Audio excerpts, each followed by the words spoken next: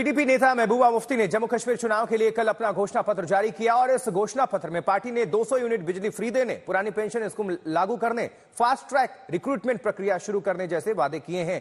अभी national conference के साथ जम्मू कश्मीर में कांग्रेस ने गठबंधन किया है और दूसरी तरफ चुनावी घोषणा पत्र पीडीपी ने भी जारी किया है। इसमें तमाम मांगे रखी गई हैं, अपने घोषणा पत्र में वादे किए गए हैं चुनाव को देखते हुए।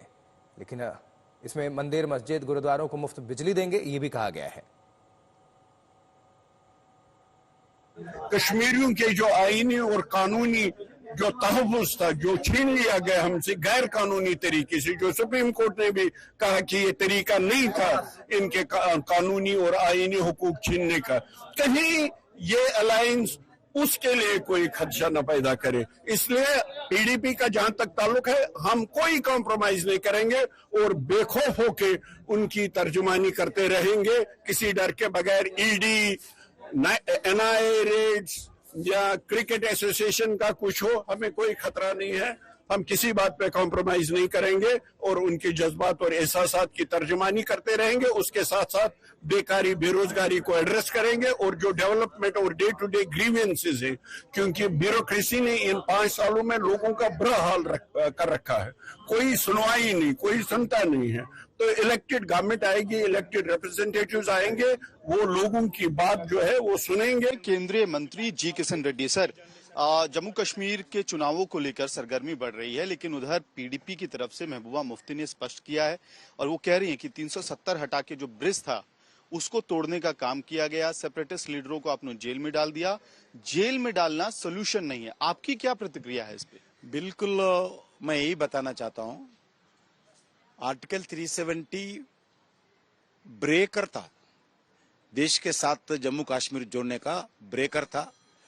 आज वो ब्रेकर हटाए गए, ब्रिज नहीं है वो ब्रेकर है, क्योंकि डॉक्टर बाबा साहब अम्बेडकर का कॉन्स्टिट्यूशन जम्मू कश्मीर में इतने साल लागू नहीं होता था।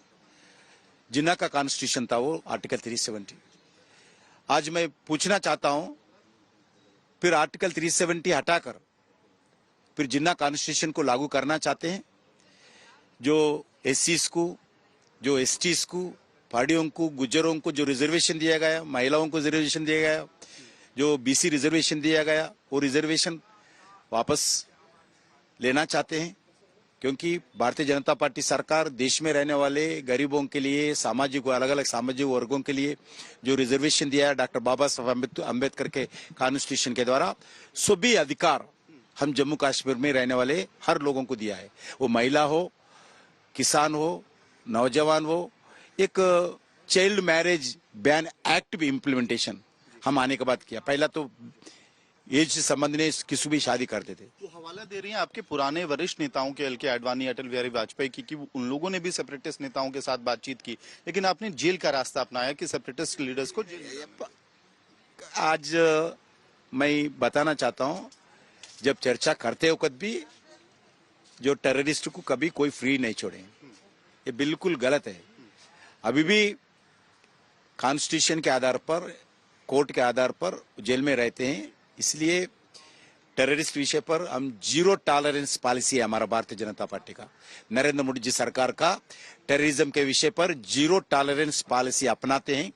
इसके रिजल्ट आज जम्मू कश्मीर में दिखते हैं। बीजेपी ने चाहा कि मसले कश्मीर को 370 तक लाके उसके बाद 370 के साथ स्टेटहुड हो जाएगा तो मसले कश्मीर 370 को खत्म कर दे। अब मसले कश्मीर की बहस जो इस वक्त है, पहले तो थी इलेक्शन में, अब सीट शेयरिंग है कि किसको कितनी सीटें मिलती है। मैं समझती हूँ मसले कश्मीर बहुत पेचीदा मसला है, इसलिए पीडीपी की जो पॉलिसी है, जो मुफ्ती साहब का डॉक्ट्रिन है, उसी को हम आगे चलाना चाहते हैं।